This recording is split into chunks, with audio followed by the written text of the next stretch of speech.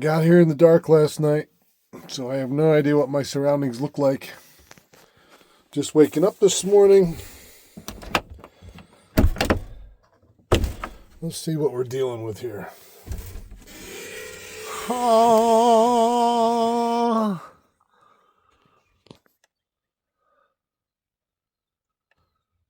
I give you O.H.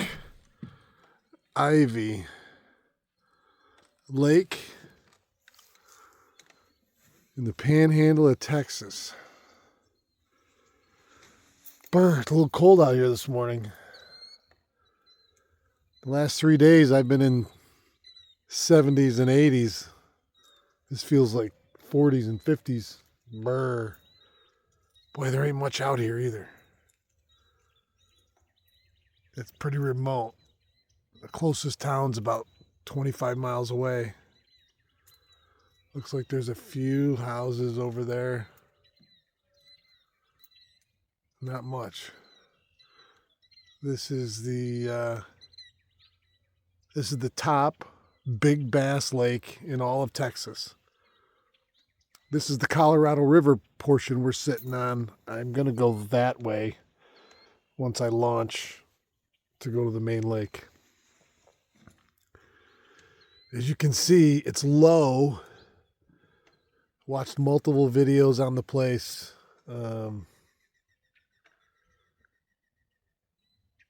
But they say it still fishes excellent, even though it's low and it's cyclical.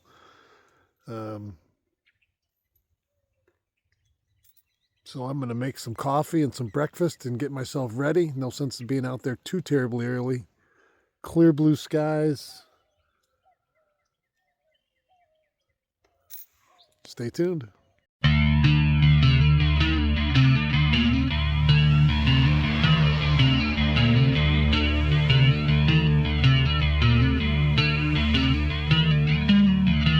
All right, let's give you an idea of how low this lake or reservoir, whatever you want to call it, is.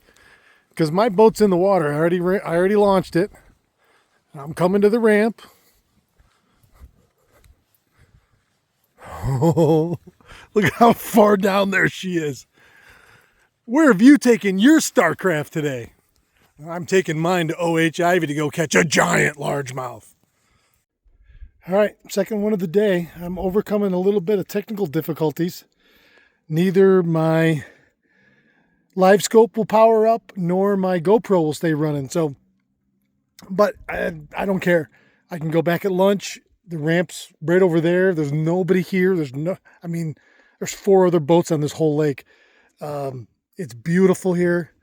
You see behind me, I'm in the Old West. I mean, like, I would expect the Comanche to be sitting behind any one of these trees or on a bluff, just sitting in the sun. Like, it's crazy. I love it. I'm going to get back to it. The amount of structure in these reservoirs, with the timber alone that they just leave there and flood, is really genius. It's fascinating to watch how the fish relate to it. The amount of fish in this lake now, and I'm trying to gauge. I did stop and jig one spot because it was 35 feet deep and it just showed loaded. I spooned it and I threw a blade bait, and I didn't have any takers. Right on the bottom too. You know, they could have been catfish. They could have been. There was a pile of them, boy, right in the riverbed channel, yeah.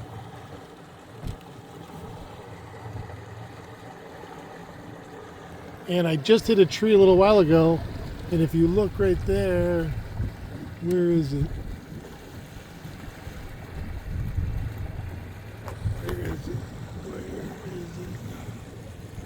Right there. You know, that's 25 feet. The other side of the river channel right there, and I'm hugging the inside a little, and I can't do that because the river channel is only just so big. And there's timber in there, and I just hit one I was only just in gear and I hit it bow first, and so the whole boat started coming up. I felt like I was Quinn in Jaws. All right, well, here's where I'm going to start looking. So I'm in the river channel right now, and it bends this way. Current's going that way, but this rock face right here is that beautiful big rock point. And one of the group of two guys that I met this morning, two brothers, I just went by them and we talked for a minute, and he told me 10 to 12 feet, watermelon red flake craws. They're just hopping them, and they've each had, I think he said 10. So pretty nice day. So I'm going to sneak down in here right now. Oh, that was exciting. I was almost on the rocks. He smashed it. Little guy. They're in the prop wash right here between the wind and the current on this bank wall right on a bend. They're feeding, so I got to get back to it. There he is on the nice. Come on.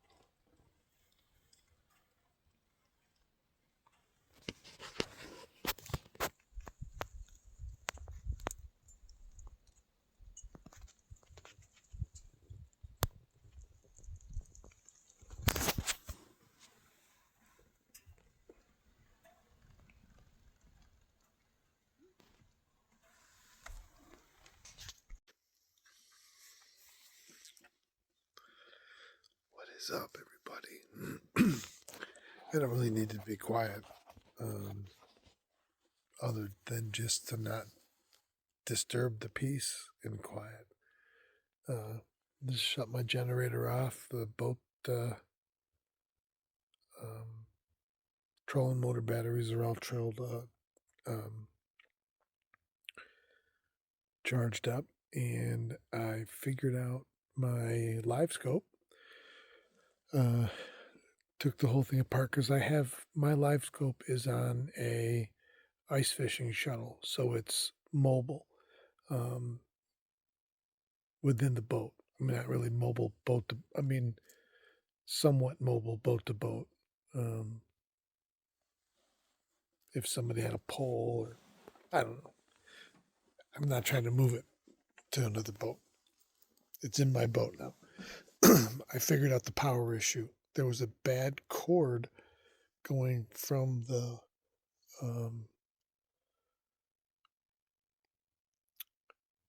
battery to the unit, and it wasn't powering up. So I rewired the whole thing tonight in the back of the in the back of the house, right here. So it makes a pretty good little work area. Like I'm sitting here right now. Let's call it my back porch.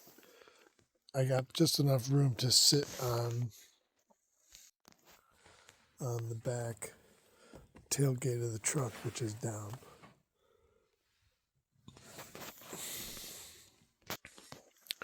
So I'm sitting here at the boat ramp parking lot. You know, there was 4 boats here today. And the lake's right there. I can hear coyotes off in the distance yipping. I've got like 100 deer walking around this park. I got videos of them just walking past my truck. I'm sitting there. A couple beautiful bucks. They still have horns down here in Texas. I'm on Lake Ivie. I've yet to find out who he is, but he must have been somebody important around here. It's a dam in a backup on the Colorado River. So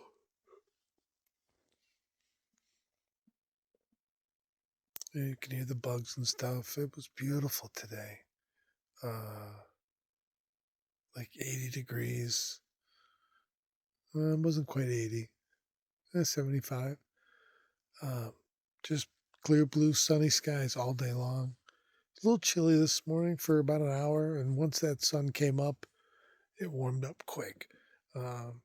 Like that's a warm sun. So tomorrow I'm excited to get on the water. My boat is a disaster after today, man. I took a beating in that it's all rock here, big rock.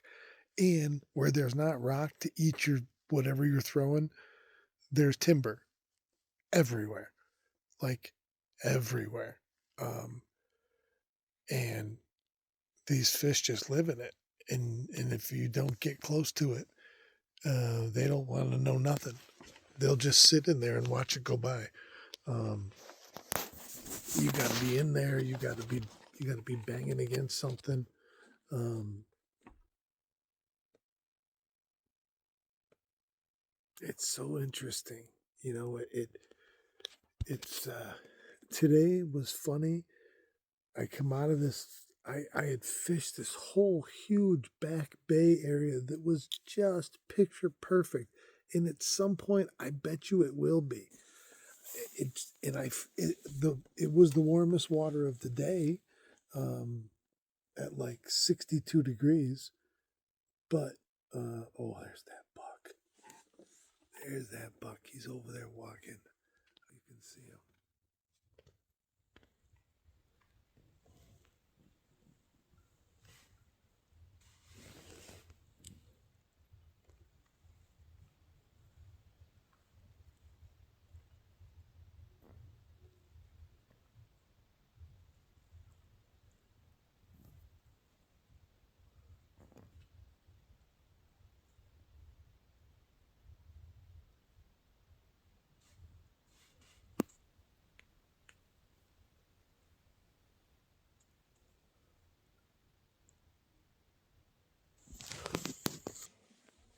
There's a monster 10 uh, walking around here. It's interesting. There's nothing really around here. Um, I went to dinner tonight, and the closest town's like 30 miles away. Um, but it wasn't a bad ride. But you got to. It's not even a bad ride.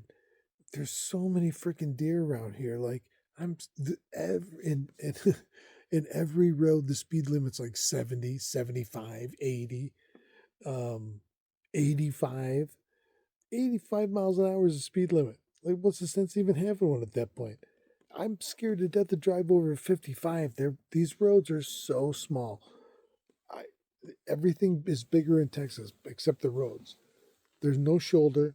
Like, there's the white line, and then it just ends, and you go doop into the dirt. It's crazy. It's taken me a lot to get used to.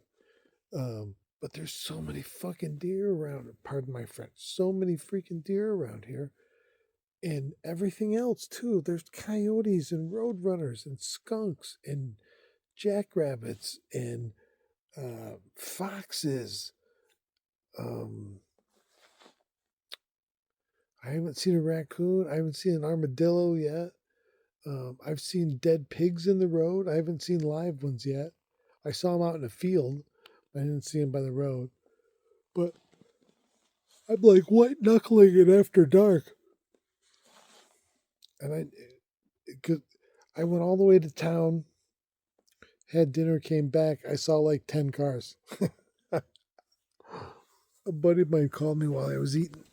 And so I had somebody to talk to while I was eating my dinner. And I told him, I said, it's amazing out here. I said, but there's nobody here. Like, there's so much land. It's so big. Sorry. Oh, I gotta take a shower in the morning.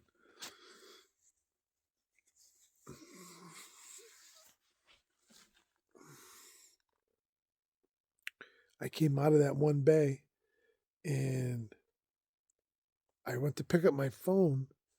And in my head, I thought to myself, oh, I don't know, it's got to be almost noon.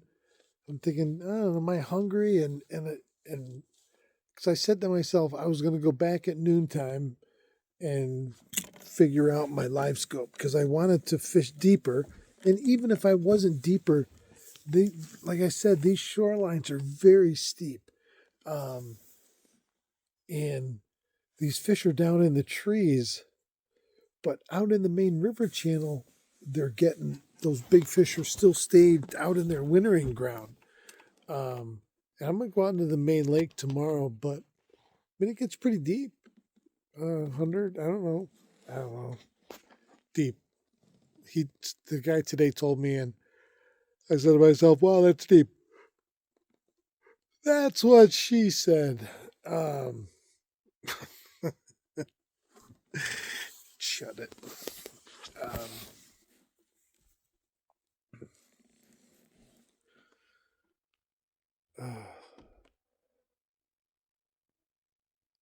This is so cool. I'm in the middle of Texas, in a parking lot, on the side of a lake, in a van down by the river. It's not a van. It's the truck Dominium. It's the king of trucks. It's been a long, great day. I'm going to turn in. I did quite a bit of that. Tomorrow we're going to go find a little bigger fish. Keep your tip up. All right, everybody. I'm going to do a take it before I make it video. Now, after the conversation I had with the gentleman on Lake Fork, when I was in the timber, and I asked him the question, I said, how do you know which trees to throw at? And he just looked at me and he goes, I only throw at the biggest trees. He goes, there could be fish on the other stuff, but if there's a fish on a big tree, it's a big fish. And so there's 5 of them in this bay. Now, I watched the video from Elton Jones the other day, and it could not be set up any more perfect. Now, I know it's not the spawn yet. That doesn't mean there's not pre-spawn lookers. I'm sitting in 8 feet of water. So I'm off the edge. It goes way back up in here, in a protected bay. The wind's blowing in this way, and up here on the lee side of this bay, this whole edge is all protected. And so all that warm water, it creates an eddy, and it gets sucked back up into these upper side edges. And right now, that's where these bass are going to be. So there's 5 of them in here. 1, 2, out by itself, 3, 4. Maybe there was only 4. 1, 2, 3, 4.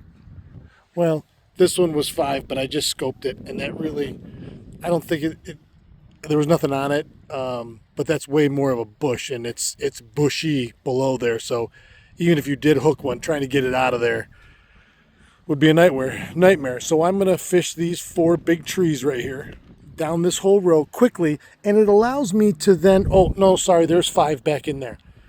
He's right. Here I am, right there. So it's going to allow me to pick really just what I think are the highest percentage spots in here, and come into this bay and work through it in an efficient manner. Now, if I hit one on the first spot and on the second spot, well, then maybe there's a bunch in here, and now I go back and start working secondary size stuff in every clump and pitch it, do whatever. You know, I've got a rod that's going to pitch, and I've got a crankbait rod. That's really what I'm thinking is going to happen in here.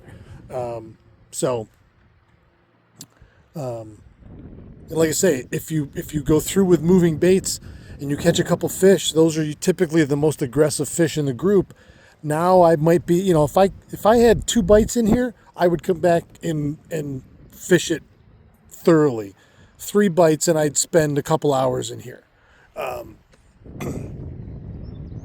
Especially on new water that's untouched. I know I'm the only person in here today. So it's all virgin, just waiting for me. So, and I've got this 7.3 JT Rods Black Rain spinning rod, and then the 7.3 bait casting rod. That's a pretty dynamic duo, and I feel very confident that, I mean, listen, whatever, I'm not going to say you could 100% land everything, but I sure have landed big fish on that, and on both of them, so that's what I'm throwing. Keep your tip up. I'll be back. Well, here I am with the first bite of the day. Throwing a watermelon red flake fluke on a jig head. Bopping along the bottom. Boy, and don't I get a thump. Crack!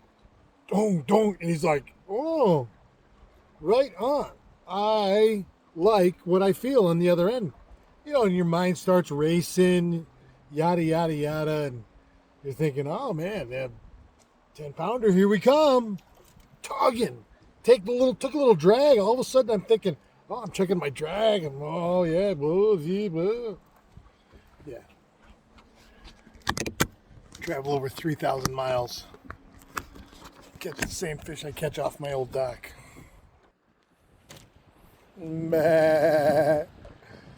It's a sheep's head, ladies and gentlemen. Now, I don't know where you were 4 days ago when your cousin, the redfish, completely eluded me, because I can catch the crap out of you, seemingly here in Texas and back home. So, I'm going to unhook this one, not even going to bring it in the boat. But it got the old blood pumping. Although now I'm hoping that that's not all sheep's head out here that I'm live scoping, because this whole point is filthy with them, and that was the first one to go. So we'll see. Let me get him unhooked on his merry way.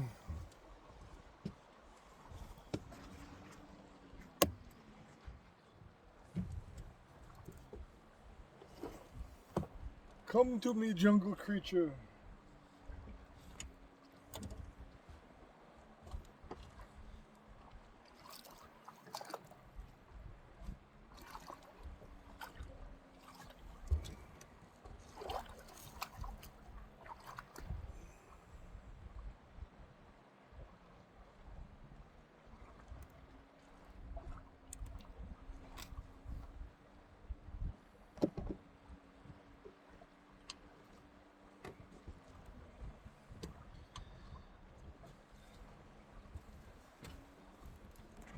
All right, well, I'm going to go right back and search through that school again and see if they're all sheepies.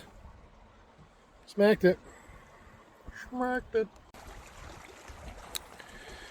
All right, so I made a move. I came back in the river where I was yesterday, and I wanted to come along this wall again.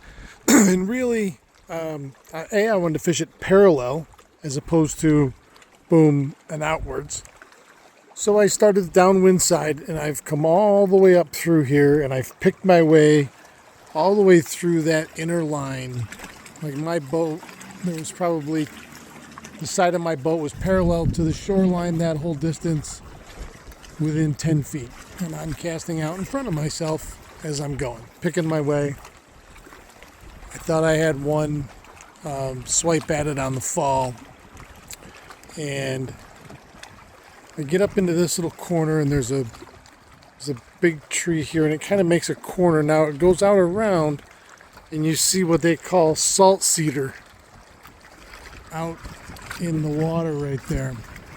And I'm going to go around that, and there's an opening there. There's an opening behind me too that shoot off to the right. I fished them both yesterday. And then I'm going to go down that far rock wall there. And once I'm done with that, I'm going to slide out into this corner because this is this corner where I told you it was just loaded with fish. Today I have the live scope with me and working. I want to go out there and mess around for the afternoon, evening, because it is 3 o'clock now. So I get hung in the tree right there. You see my shame hanging?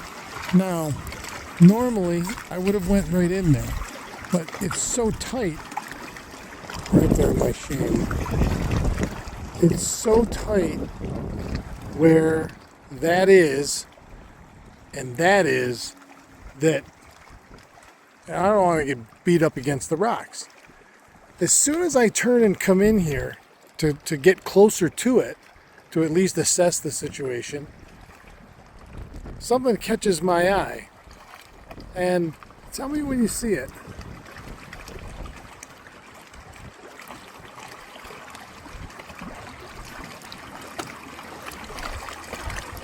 Look at this big old Texas bruiser. Where is he? I gotta hold it steady.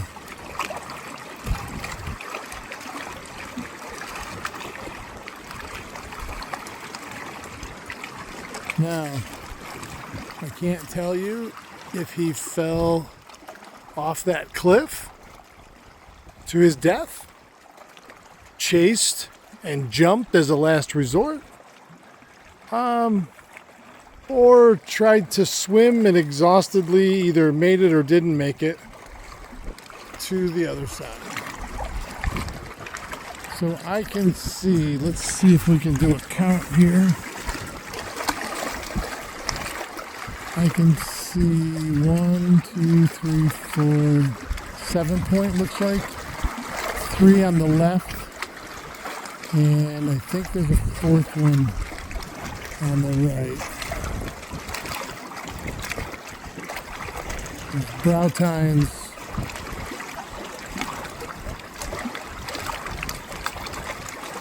Six and 7 point.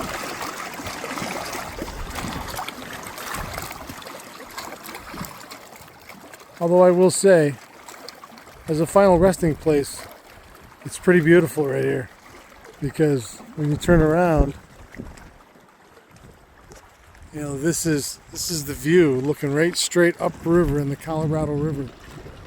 So this is the Colorado River. Here, it's dammed up, and this impoundment is Ivey Lake. But this is the bend of the Colorado River. It goes right around like this. And driving to the lake today, out to the lake today and back, like, it's all water.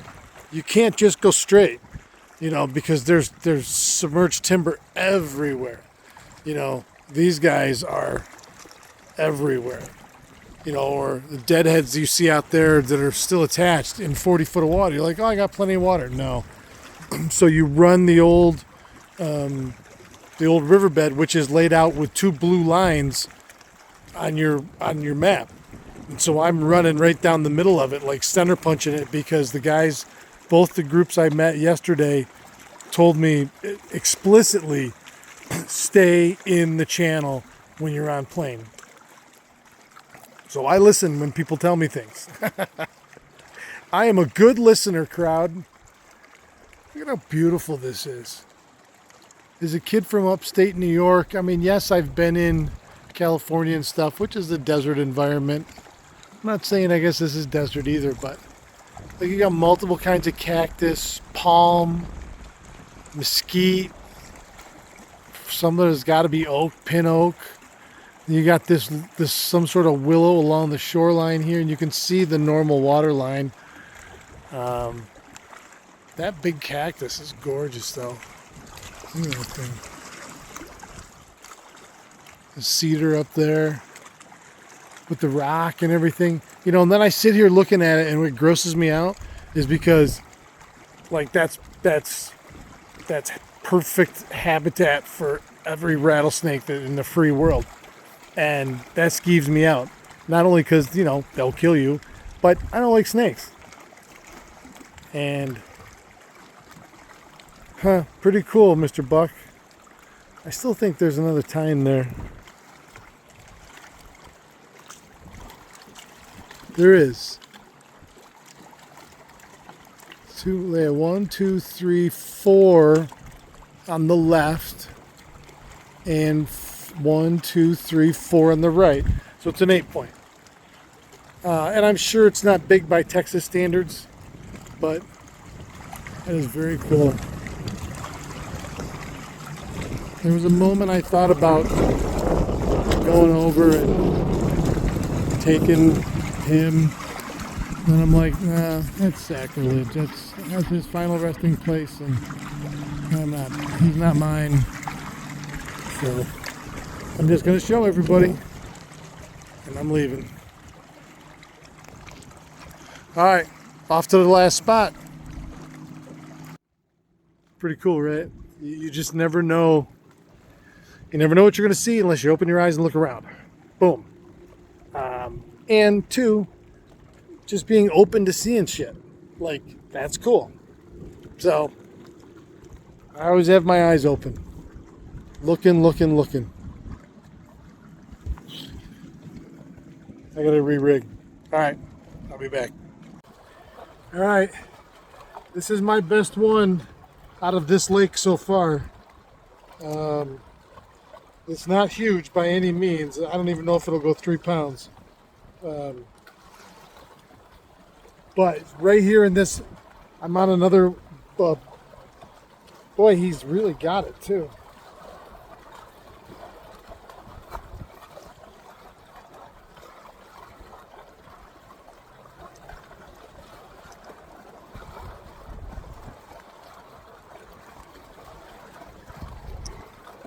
Man, that cartilage is just crazy.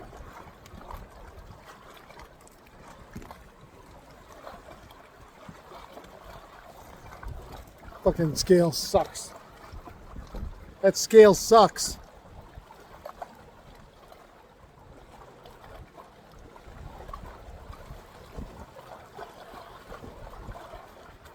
Watermelon red flake. Right on the rocks, like I'm right here. You know, there's this little finger right there that dries up. And I'm coming along this at this angle, quartering into the wind. He was right in that little pocket. Hit the water, twitched it twice, smashed it. Thought it was going to be better than he was for a second. Alright, keep your tip up. Looks like this might be the last day here too. I just was looking up Lake Meredith, so we'll see what happens.